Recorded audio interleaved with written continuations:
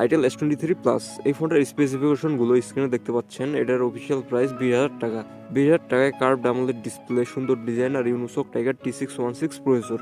এই ফোনটাকে নিয়ে মানুষের মাঝে অনেক মিশ্র মতামত আছে। কেউ কেউ বলছে এই ফোনটার দামটা বেশি হয়ে গিয়েছে, কেউ কেউ বলছে দামটা ঠিক আছে, আবার কেউ কেউ বলতেছে প্রাইস অনুযায়ী এটার প্রসেসরটা ঠিক নেই। মানে এই ধরনের অনেক মিশ্র মতামত দেখা যাচ্ছে এই ফোনটাকে নিয়ে।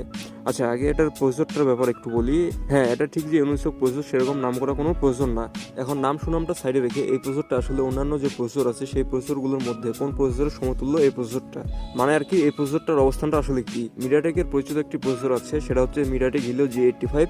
এই প্রসেসরটার সাথে ইউনিসক টাইগার T616 এর তুলনা করা যায়। এই ফোনটাতে হিলিও G85 প্রসেসরটা থাকলে হয়তো খুশি হইতাম আমরা, কিন্তু এই দুইটা প্রসেসরই একই রকম পারফর্ম করবে, এটা হচ্ছে রিয়েলিটি। হ্যাঁ, G85টা আহামরি কোনো জিনিস না, কিন্তু যখন শুনি যে ইউনিসক প্রসেসর তখন বুকের মধ্যে কিরকম চিনচিন করে। তারপর যখন শুনি যে G85 এর মতো পারফর্ম করে তখন কিছুটা আরাম ফিল হয়, এই আর কি। আগে বলেছি G85 প্রসেসরটা আহামরি কোনো জিনিস না। এই প্রসেসরটা সাধারণত 10 থেকে 12,000 টাকার ফোনগুলোতে দেওয়া হয়, কিন্তু সেই 10 থেকে 12,000 টাকার ফোনগুলোতে এরকম সুন্দর ডিসপ্লে আর এত সুন্দর লুক আর ফিনিশ থাকে না। হ্যাঁ, এটা আমাদের সকলকেই মানতে হবে। এই ফোনটার যে ডিসপ্লেটা সেটা কিন্তু 20,000 টাকা প্রাইস রেঞ্জে এখন পর্যন্ত কেউ দিতে পারেনি। এমনকি এটাতে ইন ডিসপ্লে ফিঙ্গারপ্রিন্ট স্ক্যানারও থাকছে, কিন্তু রিফ্রেশ রেটটা ওরা 120 Hz দিতে পারেনি। এটা একটা অনেক বড় মাত্র কমতি ফোন স্মুথ ইউজিং এর জন্য। এখানে একটা বিষয় হচ্ছে যে এই ফোনটার প্রসেসরটা কিন্তু অতটাও ক্যাপেবল না 120 Hz কে হ্যান্ডেল করার জন্য।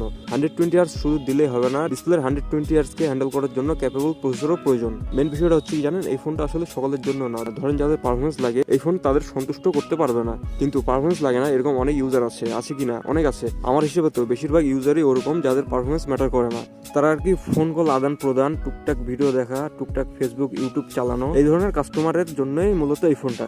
মানে পারফরমেন্স জিনিসটা ওই এক ধরনের ইউজার আছে যাদের কাজে লাগবে না, সেই জিনিসটার বদলে ফিজিক্যালি প্রিমিয়ামনেস দেওয়া হচ্ছে এই ফোনটিতে। বিষয়টা আর কি কিছুটা এরকমই। সেজন্য অনেকে দেখা যাচ্ছে এই ফোনটার সাথে সন্তুষ্ট আছে বলেই জানাচ্ছে।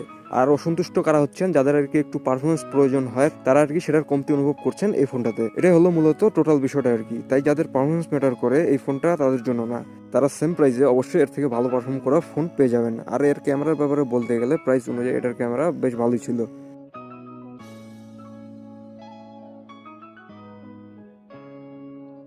20,000 টাকায় কার্ভড অ্যামোলেড ডিসপ্লে পাওয়া যায় না, এই কথাটা কিন্তু আমাদের সকলকেই মানতে হবে।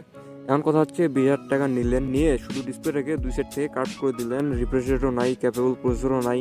এটা আর কি আমার মতে এই 20,000 টাকা দামটা বেশি হয়ে গিয়েছে। কিন্তু কথা হচ্ছে সব কথার এক কথা, এর উপরে আর কোনো কথা নাই। 20,000 টাকায় কার্ভড অ্যামোলেড ডিসপ্লে। আরেকটা কথা মনে পড়ে গেল আমার, সেটা হচ্ছে ক্যামেরাতে যে ফোন কোম্পানিগুলো মেগাপিক্সেল বানানোর গেমটা খেলতেছিল, এখনো অবশ্য খেলতেছে তারা এই গেমটা।